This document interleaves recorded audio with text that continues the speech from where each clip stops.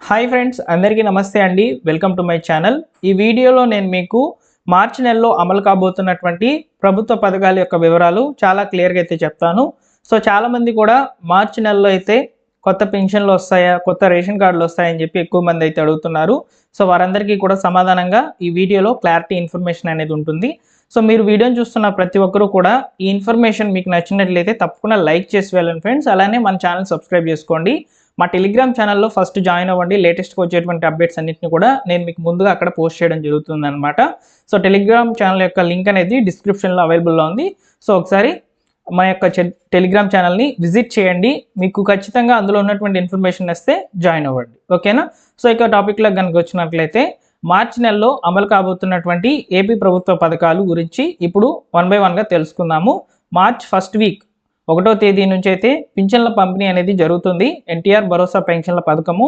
So 1వ తేదీన రాష్ట్రంలో ఉన్నటువంటి సచివాలయ ఉద్యోగులు మరియు ప్రభుత్వ ఉద్యోగులు సో వారందరూ కూడా పింఛన్ల పంపిణీ కార్యక్రమంలో అయితే పాల్గొంటారు. అలానే ముఖ్యమంత్రి నారా చంద్రబాబు నాయుడు గారు కూడా ప్రతి నెల కూడా ఒక్కొక్క జిల్లాలో ఈ యొక్క పింఛన్ల పంపిణీ కార్యక్రమంలో ఒక గ్రామంలో అయితే విజిట్ అయ్యి ఒక 2-3 కుటుంబాలకైతే పింఛన్ల పంపిణీ అనేది చేస్తారనమాట.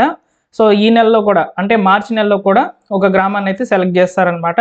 సో అక్కడికి వెళ్ళి పింఛన్లు అనేటివి ఇస్తారు. కాకపోతే ఈసారి ఇస్తున్నటువంటి పింఛన్ల పంపిణీ విషయంలో మాత్రం కొన్ని చేంజెస్ అయితే వచ్చాయి.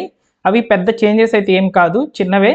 ఒకటి వచ్చేసి సచివాలయ ఉద్యోగులు అదేవిధంగా ప్రభుత్వ అధికారులు ఎవరైతే పింఛన్ల పంపిణీ అనేది చేస్తున్నారో వారందరూ కూడా 7 గంటల నుంచి అయితే పింఛన్ల పంపిణీ కార్యక్రమంలో పాల్గొనని చెప్పి చంద్రబాబు నాయుడు గారు ఈ ఫిబ్రవరి నెలలో అయితే అప్డేట్ ఇచ్చారు వాళ్ళకి.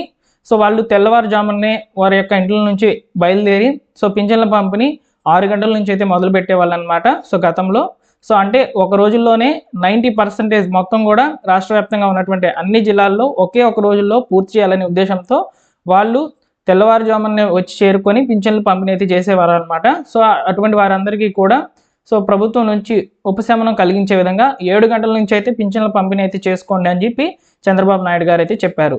సో కాబట్టి ఈ యొక్క టైమింగ్ అనేది ఒక్కటే చేంజ్ అయింది.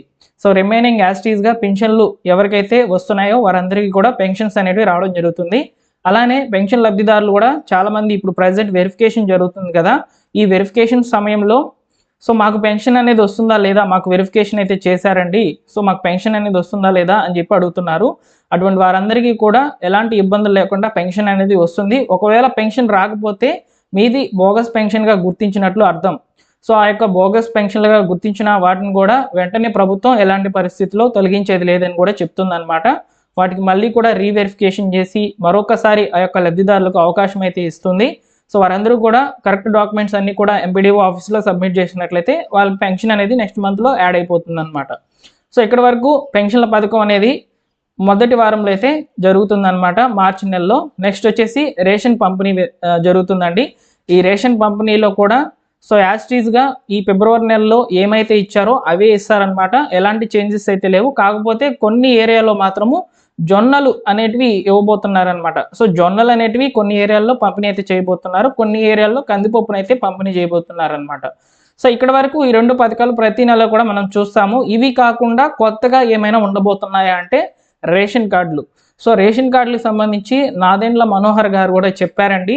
సో నెల్లూరులో జరిగినటువంటి ఒక ప్రోగ్రాంలో అయితే ఆయన మీడియాతో మాట్లాడారు అనమాట.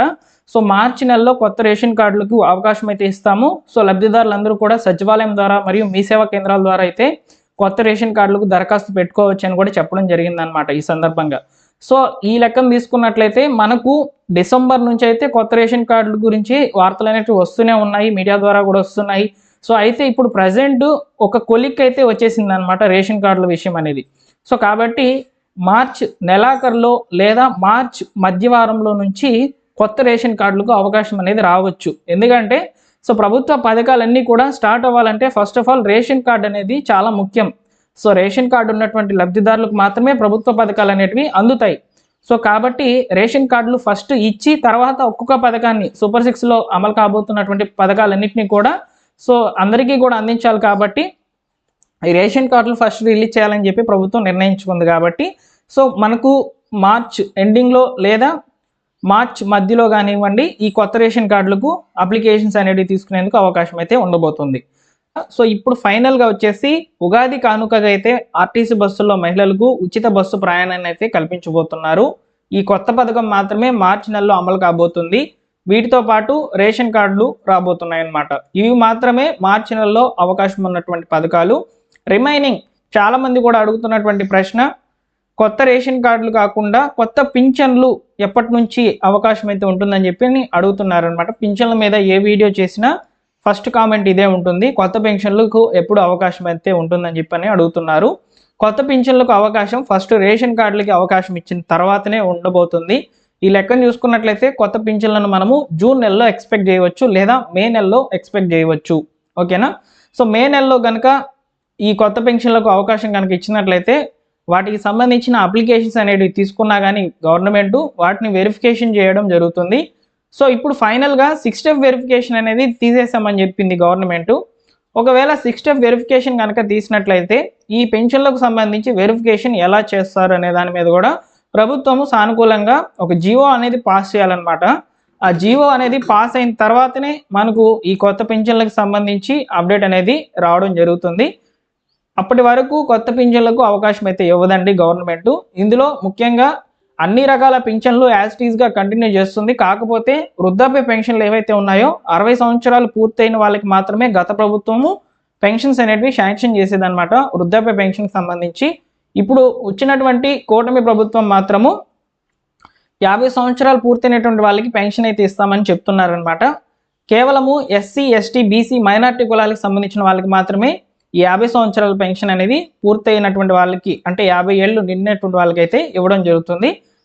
అందులోనూ ఆ రేషన్ కార్డులో ఉన్నటువంటి లబ్ధిదారులు ఎవరైతే ఉన్నారో ఈ పెన్షన్కి అప్లై చేసుకోవాలనుకుంటే ఆ రేషన్ కార్డు మీద ఆల్రెడీ రిమైనింగ్ ఏ పెన్షన్ కూడా ఉండకూడదు.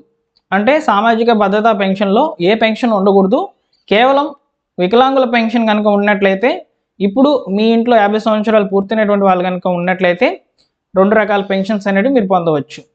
ఎగ్జాంపుల్కి ఇంట్లో ఉన్నటువంటి పిల్లవాడికి అంగవైకల్యం ఉంది, అతను ఆల్రెడీ వికలాంగుల పెన్షన్ అనేది తీసుకుంటూ ఉన్నాడు 6,000 రూపాయలు.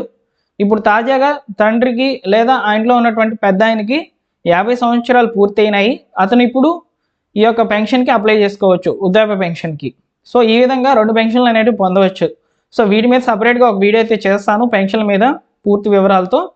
సో ఇక్కడి వరకు మనకు మార్చి నెలలో అమలు కాబోతున్నటువంటి పథకాల యొక్క వివరాలు చాలా క్లియర్ అయితే అయినట్లు నేను భావిస్తున్నాను. మీకు గనక ఈ వీడియో నచ్చితే తప్పకుండా లైక్ చేసి వెళ్ళండి. మార్చి నెలలో ఫస్ట్ వచ్చేసి పింఛన్ల పంపిణీ జరుగుతుంది, తర్వాత రేషన్ పంపిణీ జరుగుతుంది. ఆ తర్వాత వచ్చేసి ఈ రేషన్ కార్డులకు సంబంధించి అప్డేట్ వస్తే రావచ్చు, అది కూడా కన్ఫర్మ్ అయితే చెప్పలేము. ఫైనల్గా మహిళలకు సంబంధించి ఆర్టీసీ బస్సుల్లో ఉచిత బస్సు ప్రయాణం, ఈ 4 మాత్రమే అప్డేట్స్ ప్రభుత్వ పథకాలకు సంబంధించి అయితే మార్చి నెలలో ఉండబోతున్నాయి. సో ఈ వీడియో మీకు నచ్చినట్లయితే లైక్ చేయండి ఫ్రెండ్స్. అలానే మా టెలిగ్రామ్ ఛానల్లో ఫస్ట్ ఆఫ్ ఆల్ జాయిన్ అవ్వండి. లేటెస్ట్గా వచ్చేటువంటి అప్డేట్స్ అన్నింటినీ కూడా నేను మీకు పోస్ట్ చేసి అప్లోడ్ అయితే చేస్తాను. సో వీడియోలోని ఇన్ఫర్మేషన్ చాలా జెన్యూన్గా అయితే అప్లోడ్ చేస్తానండి. అన్నీ కూడా క్రాస్ చెక్ చేసుకొని నేను మీకు ఈ విధంగా వీడియోస్ అనేవి ఇస్తూ మన ఛానల్ ద్వారా అయితే ముందుకైతే వస్తాను. సో మీరు సబ్స్క్రైబ్ చేసుకోండి. అదేవిధంగా వీడియోని లైక్ చేస్తే చాలామందికి కూడా ఈ సమాచారం రీచ్ కావడం జరుగుతుందన్నమాట. మరొక అప్డేటెడ్ ఇన్ఫర్మేషన్తో మీ ముందుకైతే రావడం జరుగుతుంది.